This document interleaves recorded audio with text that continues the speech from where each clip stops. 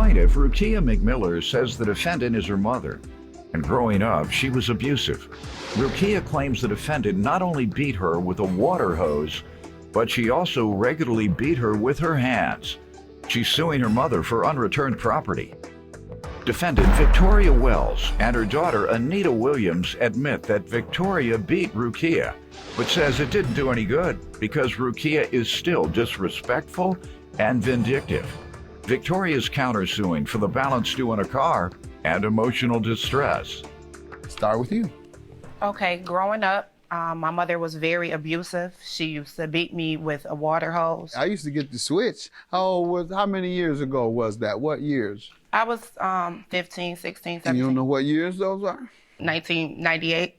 Okay, that's 99. what I'm trying to find out the era. Okay. Because during the 60s and 70s, it was common, particularly for African-American households. Your mother, you interpreted it as abusive. She probably feels it was an acceptable approach to discipline because that's what she probably experienced as a child.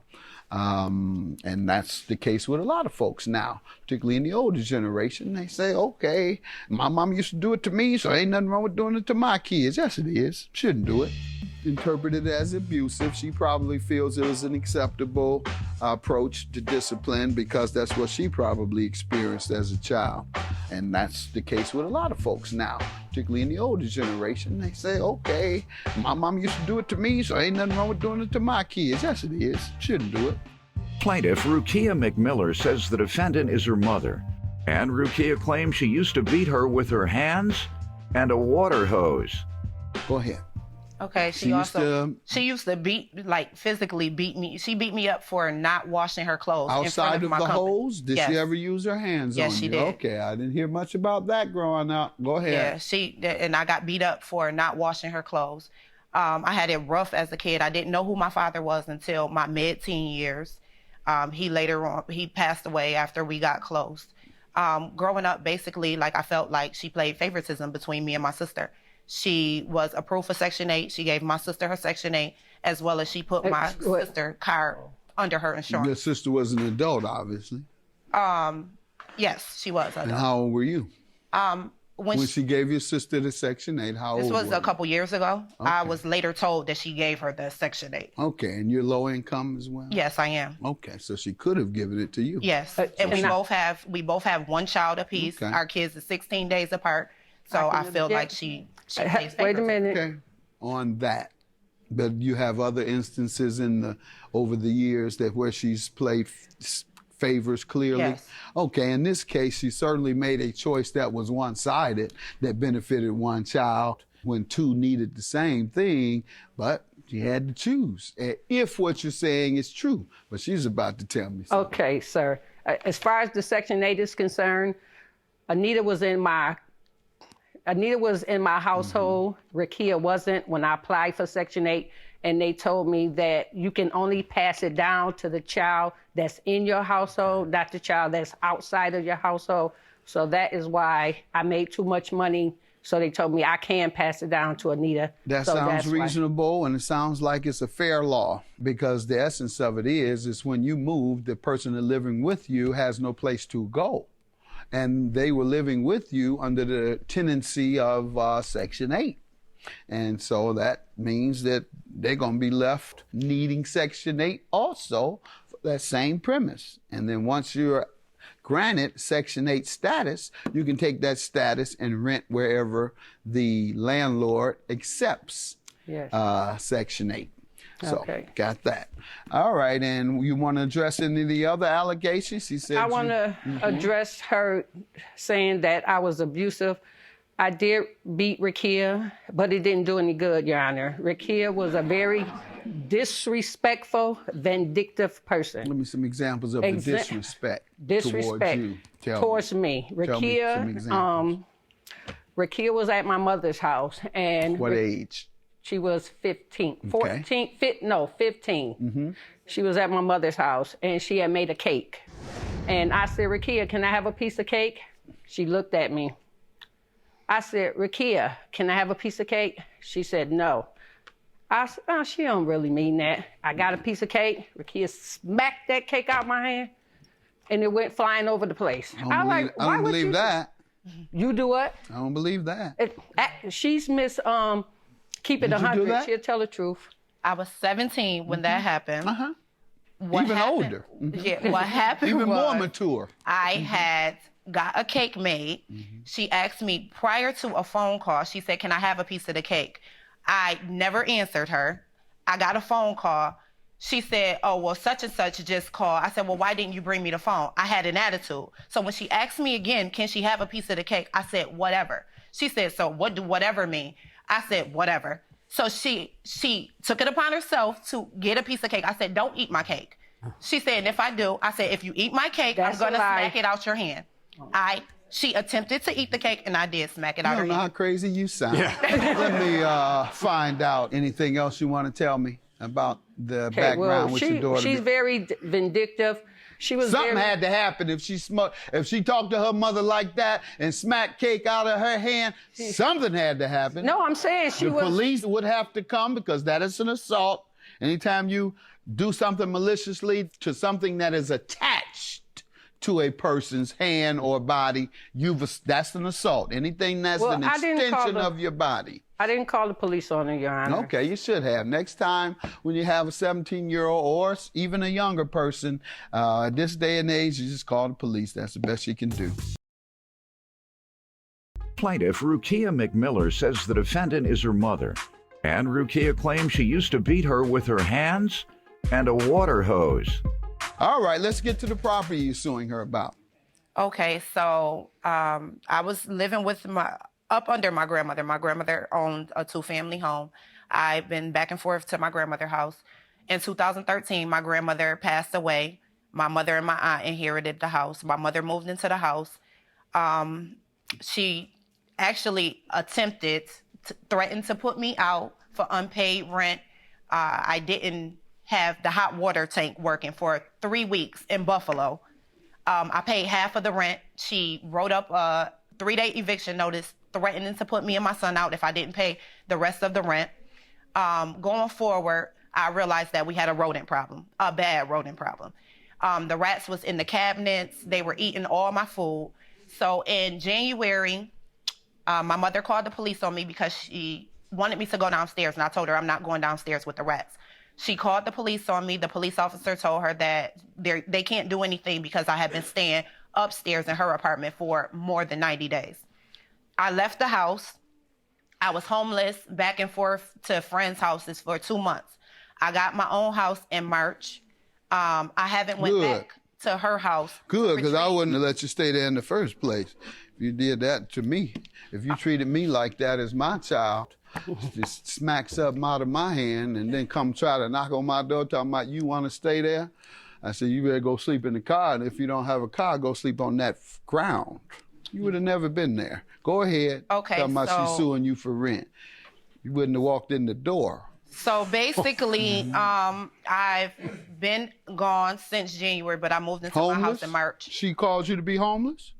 Did she call? No, well, basically the house cannot get fixed. The holes that's in the house, it's an older house, so the house can't get maintained. So I moved out.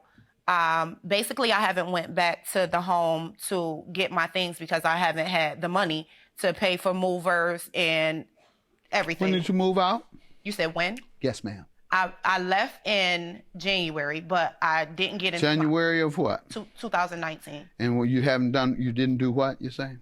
I said I didn't go back to the house. She never stressed, okay, Rukia, you need to get these things out of this house. She never asked you to come get them? No. That's not She true, never sir. asked you to come get them? She's lying, sir. Okay, we can make this case real easy. And she left in January and hadn't gotten them now? That's called abandonment. Yes. Do you know when you're getting all your stuff? This is in March of 19. You read it and weep. Judgment, yours is dismissed, theirs is granted for perjury. Very clear that she said that. Have a good day. I just want her to come and get her stuff, the rest of the stuff that she hasn't gotten out of my house. I want her to come and get it. I don't have anything to say. Plaintiffs Cynthia Latre and her husband Jeffrey say Jeffrey has had 5 knee surgeries, so they wanted to get a hot tub to help ease Jeffrey's pain. Jeffrey says they purchased a hot tub from the defendant, but 2 weeks later, it broke down, so they're suing to get their money back. Defendant Jacob Schneider was diagnosed with cancer in 2017, and as a result, he had to quit his teaching job and started rehabbing old hot tubs. Jacob insists it's the plaintiff's fault that the hot tub broke down, and he's countersuing for the cost of a hot tub. Start with you all. Sir, when I was about 21 years old, I had the first of about 5 different knee surgeries. From what? Athletics or? The first one, yes, sir. genetics? Martial arts when I was a kid. Okay, got it. Tore cartilage, torn ligaments, all kinds of good stuff. I was told then that I had like the knee of a 40-year-old when I was 21. Arthritis runs in the family. Since I've gotten older, I've put on more weight, which causes more stress on your knees, of course. Can't get any more knee surgeries? How does that go? Is there a maximum number you can get? Actually, next year I'll probably be getting 2 replacements. Wow. They'll be both getting replaced. You've never had replacements before? No, sir. Just surgery? Just different surgeries for tears and Got it. things of that nature. And that'll be it, though, right? I hope so. Nothing, I'm saying, even if something went wrong, there's nothing else you can do other than another replacement? Yes, sir. All right, I'm trying to understand. I'm getting old now, so I need to start understanding these things. Knees not hurting yet, but back is. It will. Okay. All right. And ma'am, do you want to give some background on anything here? Basically, he's missed out on family events like zoo and stuff like that, and that was the purpose of getting the hot tub. We heard it would help ease the pain and the muscles. That's what we're here for, the hot tub. All right, does he miss out on family events, you say? Basically, we like to hike, go to zoos, stuff like that. He gets tired out easily. All right. So. And you all purchased a hot tub from the defendant, obviously. Yes, sir. Plaintiffs Cynthia Latre and her husband Jeffrey purchased a hot tub from the defendant, but they're suing to get their money back because it broke down 2 weeks after they got it. Let me hear some background from you, sir. Yes, Your Honor. In December 2017, I kind of had a life-changing event. I was diagnosed with cancer at 37 years old, or 38, I had just turned. I was a chef at the culinary school in St. Louis. And with my treatments, I couldn't be a teacher anymore. So I kind of went back to, I had learned in my early 20s, I worked for a company repairing hot tubs. And I saw all these hot tubs on Facebook and Craigslist that were for free, and I decided that's how I was going to try to make some money since I couldn't have a job while I was going through my therapies. So I was picking them up and flipping them. Okay, how's that worked out for you? That's since December 17? Yeah, I'm no longer doing that. I am in remission. I went into remission this past December. The treatments worked, no surgery or anything. And, So why aren't you selling hot tubs anymore? No, sir, I'm not. Why not? Why? Because it's Does hard he to run you out of business? Let me hear from you, sir. How'd you run him out of business? What happened? No, I found him on Facebook and looked at his seller rating. He had a great seller rating. When? This would have been, I believe, late September, early October of 2018. All right. You looked him up on Facebook, and then what? Yes, sir. He had an ad on Facebook that he was selling the hot tub, so I called and talked to him about it. Got pictures of the tub he was selling, and like I said, he had great recommendations and all that. He had a contract online that I went to, and it had a said they had a 6-month warranty and hookup and delivery and all that good stuff with the price. So entered into that contract with him, sent them half up front, and I can't remember if it was PayPal or another. Half as in how much? $750, sir. Okay. And then the other $750 was I paid him on delivery, and I paid that in cash. Okay. And what happened? Why are you suing him over it? He brought the hot tub out. He hooked it all up, and it worked for about 2 weeks, and it quit working.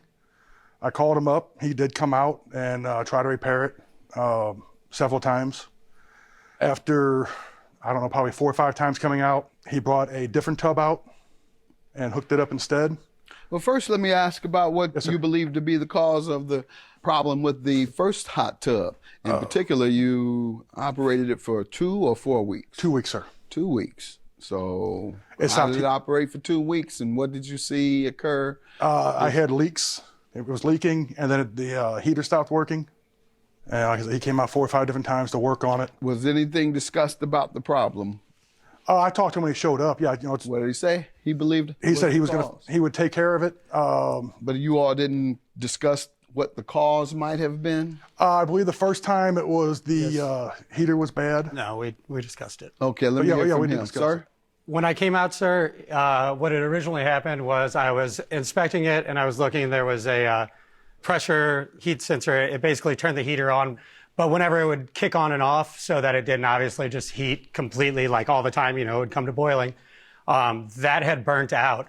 And while we were sitting there, he had mentioned that the week before, the day that it had stopped, they were working on their porch. They were remodeling or doing something to their back deck.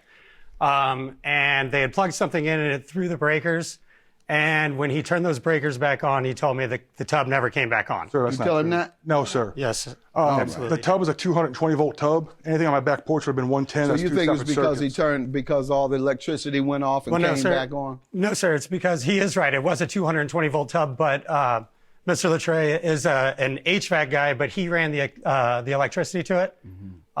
He's not an electrician, but yes, So you don't install it as part of your agreement? the electricity. No, the actual hot tub. Yes, no, And I don't you absolutely make did. sure the electricity is working? I absolutely no, And can't it withstand a no, sir. blackout? I don't because I'm not an electrician, and I recommend that an electrician, a licensed electrician, run the electricity from the 220 from the house to the hot tub. So before you leave, Yes, sir. they don't know whether it works or not. No, I absolutely. The electrician runs the power before it's there, and then I hook it up to the box. That's what I'm saying. Okay, Absolutely, so sir. you hook it up to the box. Yes, sir. And you conclude that it's working. Yes, sir. But then suddenly, when the circuit breaker goes off and on, which happens all the time, Yes, the hot tub never works again? At some point, if there's power spikes. Okay, so that can yeah, you happen, bought a sir. faulty hot tub. If the circuit breaker goes off and the hot tub no longer works and you've paid $1,500, I see why you're here. Next time, make sure you buy a hot tub where if the circuit breaker goes off, like it does in so many households so often, mine probably every 3 to 6 months, circuit breaker goes off. Thank God all of my utilities still operate when we turn the breaker back on. Your other utilities operate, right? Yes, sir. That's not the hot tub. No, sir. Good enough. Plaintiffs Cynthia Latre and her husband Jeffrey purchased a hot tub from the defendant, but they're suing to get their money back because it broke down 2 weeks after they got it. Tell me about the second one you had to get. So he brought the second one out, which is actually a bigger and nicer tub, be honest. It had never worked properly. We've never been in it, never been able to use it at all. And when you got back to him on that, what did he say? Again, he came right out, probably a dozen times. Most of the times I'll be there 8 o'clock a.m. and he'd show up at 7, 8 o'clock that night. What do you mean, a dozen times for the Yes, sir. Yes, sir. same repair? It never worked. It would heat And one he day. tried 12 times or nearly? Yes, sir. Yes, sir. Excuse after excuse. And like I said, when he would show up, it would be like almost dark. He'd show up with a flashlight and, borrow my tools to work on it with half the time. Borrow your tool. Yes, sir. Got a wrench? All right, sir. And I got the $1,500. You want your money back for what you regard as a faulty hot tub, and then the $500. The balance Yes, sir. is for. I've still got this thing in my backyard that I have to get rid of, that I need somebody to come pick it up, and getting a hot tub hauled off is not cheap. Got it. And since the last time he left, it was filled with water and he took the board out of it and then it froze because it was wintertime. The pipes are busted. I can't see anybody even wanting to take the Sir, hot tub. let me hear from you on why you shouldn't give them their money back. To start with, sir, this contract that we have in front of us on the first hot tub, we didn't get into. It's our legal contract that he was talking of. He has never signed it still to this day. Let's see it. All right. That's my Oh, job. sorry, sir. got I that. apologize. All right. He does hot tubs. Hey, you never signed it? Yes, sir.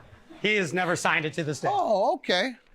So that's Well, this is an easy case. You didn't have a contract. And since you didn't have a contract, you put people right in the same place they were And that means he has $1,500 without a hot tub, and he has the second hot tub removed from his property for $500. Yes, sir. That puts him where he was before. That means he gets $2,000 and you get nothing but the hot tubs. The faulty ones. Your counterclaim is dismissed. Have a good day. Here's your contract. Thank you, Your Honor. I'm very happy with the outcome. It's what's right.